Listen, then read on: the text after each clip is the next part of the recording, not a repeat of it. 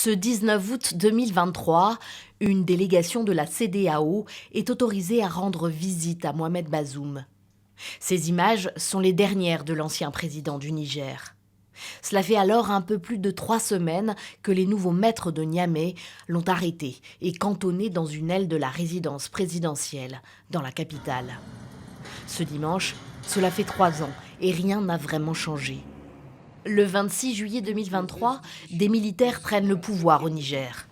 Le Conseil national pour la sauvegarde de la patrie, emmené par le général Abdourahmane Chiani, dirige depuis le pays.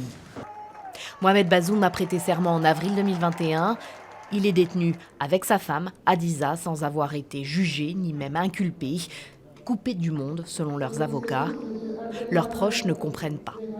Aujourd'hui, le président Bazoum est devenu un prisonnier politique. Ce n'est plus une histoire de détention après un changement de régime pour des raisons de sécurité, etc.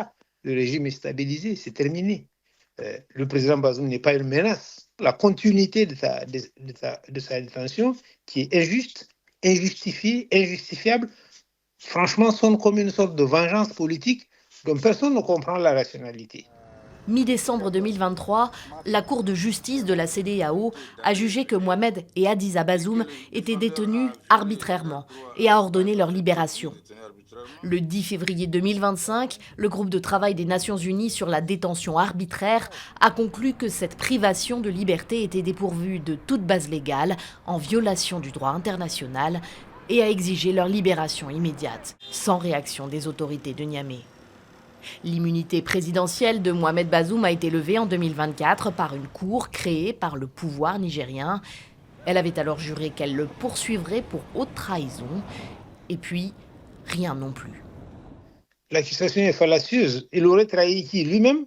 Il se serait auto-trahi pour se faire renverser du pouvoir. Est-ce que cela a un sens? Cela n'a aucun sens. Mohamed Bazoum a été déposé du pouvoir par la force. Un procès, ce serait ridicule dans la réalité. Il n'a aucune chance d'être équitable, mais même l'idée même est ridicule.